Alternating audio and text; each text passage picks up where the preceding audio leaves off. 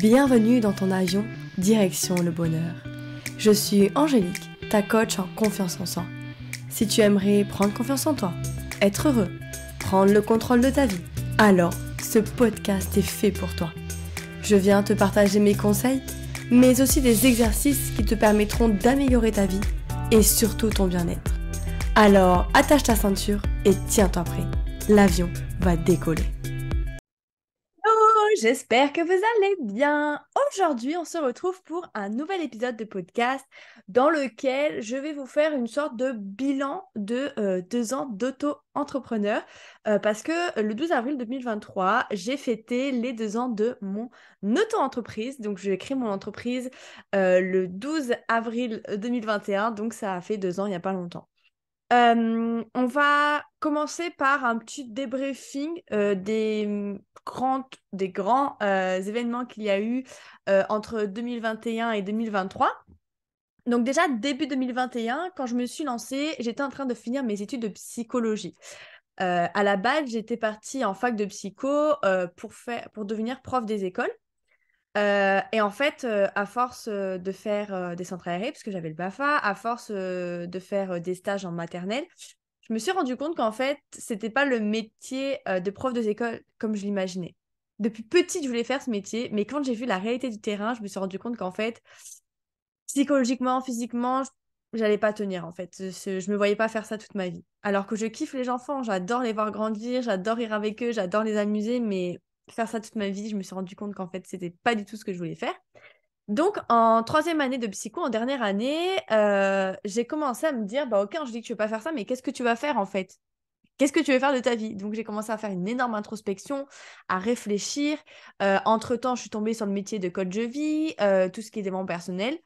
Et je me suis dit, bah, en fait, bah, moi aussi, je veux devenir coach de vie. Moi aussi, je veux aider des personnes à aller mieux. Et en fait, je pourrais même pas vous expliquer, ça a été comme un déclic, comme... Enfin, en fait, c'est au fond de mon cœur, c'était comme une évidence, en fait. Je veux aider les femmes à avoir confiance en elles. Pourquoi? Parce que moi, par le passé, j'ai manqué de confiance en moi pendant des années. Je sais à quel point c'est douloureux et j'ai les clés pour aider ces femmes. Donc, je vais les aider, en fait. Je veux les aider. Et c'est comme ça que ça s'est créé. Je finissais ma dernière année de psycho et entre-temps, j'avais lancé une entreprise, je commence à me former, etc.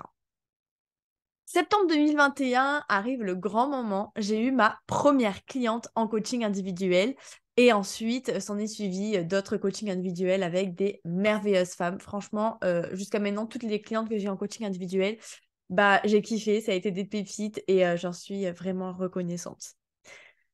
L'année 2022, il y a eu beaucoup de projets, d'opportunités, de folie. Si tu veux en savoir plus, j'ai déjà fait un épisode de podcast à ce sujet. Je te mettrai le lien dans la description. Mais c'est le podcast où je te partage mon bilan de l'année 2022 et mes objectifs de l'année 2023. Donc, je te laisserai écouter ça.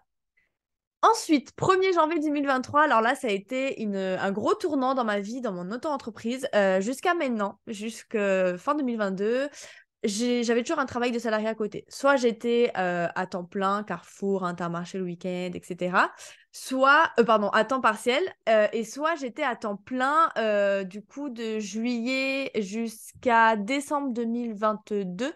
J'ai été à temps plein dans une librairie, 38h30, qui me prenait énormément de temps. Donc, j'avais pas du tout le temps pour mon business. Même quand j'étais à temps partiel, bah, j'étais dans mon business, mais pas à fond, en fait. C'était pas pareil. Donc, voilà, j'ai eu du mal à développer tout ça, à avoir des clients, parce que je n'étais pas 100% présente. Et jusque au 1er janvier 2023 est arrivé le grand moment où, en fait, 1er janvier 2023, c'est là que j'ai commencé à être à 100% dans mon auto-entreprise. Et je le suis encore, donc plus de travail salarié à côté. Et ça, j'en suis vraiment contente, reconnaissante, ce que vous voulez.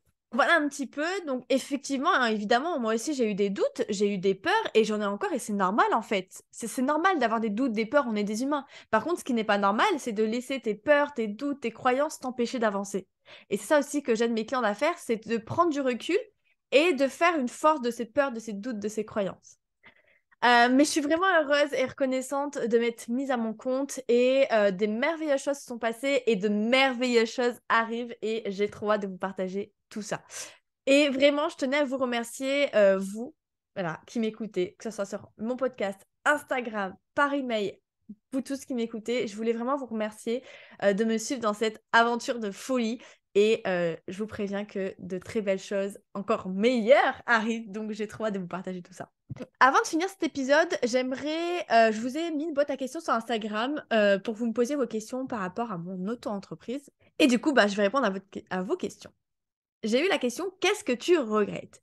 Alors, j'ai pas de regrets parce que tous les choix que j'ai faits, je les ai faits à un moment T. Si j'ai fait ces choix-là, c'est que je devais les faire à ce moment-là.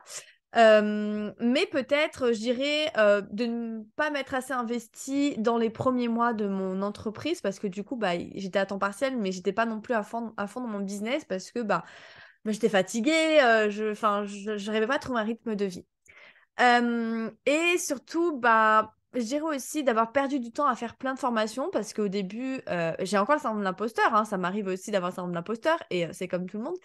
Sauf que, au début de mon business, pendant des années, vraiment en début, ça a été très compliqué, je le vivais très mal, il m'empêchait de passer à l'action, j'avais beaucoup de peur. Et jusqu'au moment où j'ai eu un déclic et j'ai commencé à voir le côté positif et à faire une forte syndrome de l'imposteur. Mais jusque-là, j'ai perdu beaucoup de temps à faire des formations qui m'étaient pas forcément utiles, juste pour combler ce truc de, oui, si tu fais cette formation, t'es légitime. Vous connaissez un petit peu ce passage-là, je pense. Quel a été ton plus beau projet? Sans hésitation, même si tout ce que j'ai fait, j'ai kiffé, genre créer mon podcast, créer Instagram, créer une newsletter, etc. Mais tout ce que j'ai créé, j'ai kiffé. Mais alors vraiment, ma pépite, ça a été d'écrire mon livre. Et ça, c'est vraiment un truc pépite. Franchement, si vous avez l'occasion d'écrire un livre, faites-le les gars, parce qu'on a tous quelque chose à raconter. Et vraiment, c'est un projet de fou malade. Et si vous voulez lire mon livre, il s'appelle Direction Confiance en Soi. Je vous mettrai aussi le lien dans la description. Quelle a été ta plus grande peur? Au début, ça a été l'échec. Peur, comme tout le monde, d'échouer, de ne pas réussir dans mon business. Et ces derniers mois, alors là, ça s'est estompé, je suis contente, j'ai travaillé sur ça. Mais ces derniers mois, ça a été surtout la peur de la réussite. Parce que j'ai commencé à avoir des clients, j'ai commencé à avoir des beaux projets et j'ai commencé du coup à avoir la peur de la réussite. En fait, qu'est-ce qui se cache derrière cette peur de la réussite? Parce que je suis allée creuser quand même. Je me suis rendu compte qu'en fait, c'était plus la peur de devoir gérer une équipe, plus la peur de devoir déléguer, plus la peur de tout ce qui est comptabilité et administration quand tu as une grosse entreprise. C'était plus le truc administration, truc à gérer en fait. C'est quelque chose que j'aime pas. Mais en fait, c'est normal. C'est parce que on nous a pas appris à le faire, parce que j'ai pas encore les clés pour le faire, mais ça s'apprend en fait. Je peux apprendre à le faire, donc j'ai commencé à relativiser et à avoir le positif. Donc j'ai beaucoup moins peur de cette réussite. Et je l'accueille les bras grands ouverts. Comment organises-tu tes journées? Alors, j'ai eu beaucoup de mal à trouver une organisation qui me convenait, mais maintenant, ce que je fais, c'est qu'en général, le matin, je fais un peu les tâches personnelles, donc être avec mon entourage, faire le ménage, faire des courses, des choses comme ça. Tout ce qui est interview, podcast et tout, je le fais aussi le matin, comme ça je suis tranquille, parce qu'en général, l'après-midi, je vais bosser dehors, donc je peux pas enregistrer dehors. Mais voilà, et du coup, l'après-midi, je suis plus dans mon business, travailler avec mes clients, faire des appels, faire tout ce qui est préparation de posts Instagram, de newsletter, créer le programme que je suis en train de créer. Enfin voilà, c'est plus, on va dire, le matin côté perso et l'après-midi côté business.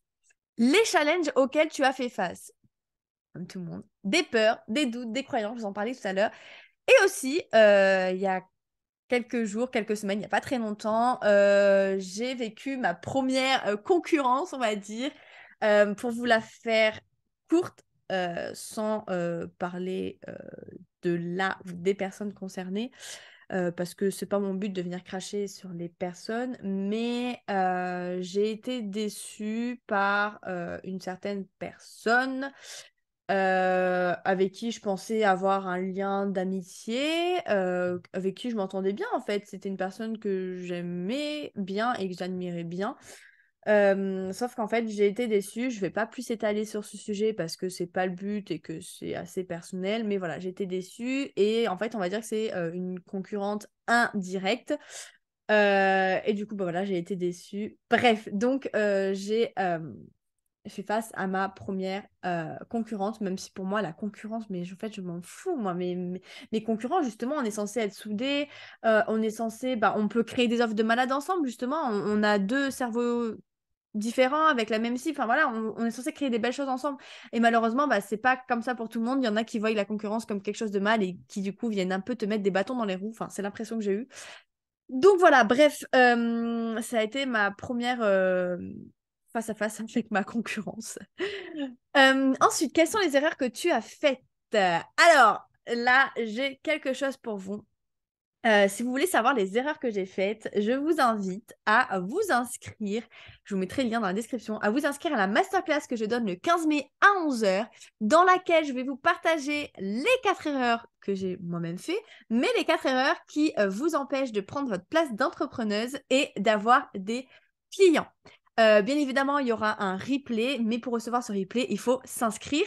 Et voilà, je crois que tout est dit. C'est une masterclass gratuite et en ligne. Voilà. J'espère que cet épisode vous aura plu. Si vous avez d'autres questions, n'hésitez pas à m'envoyer un message sur Instagram. J'y répondrai avec grand plaisir. Et surtout, n'hésite pas à laisser un avis sur ta plateforme d'écoute et à partager ce podcast autour de toi. Ça me permettrait d'aider le plus de personnes possible et je t'en serai extrêmement reconnaissante. Merci. Rejoins-moi aussi sur Instagram, angélique.direction bonheur, le lien est dans la description, parce que plein de belles choses arrivent, dont, petit spoiler, un concours, j'en dis pas plus, mais un concours, parce que il me reste, je crois, il manque 20 abonnés pour atteindre les 2000 abonnés, donc si t'es pas encore abonné à mon Instagram, vas-y. Et aussi pour fêter mes 2 ans qui sont arrivés le mois dernier, donc ça va être un beau concours que j'ai trop hâte de te partager, donc viens vite sur Instagram si tu ne peux pas rater ça, parce que tu ne peux pas rater ça. Je vous souhaite une très bonne journée et un bon voyage avec son bonheur. Bye!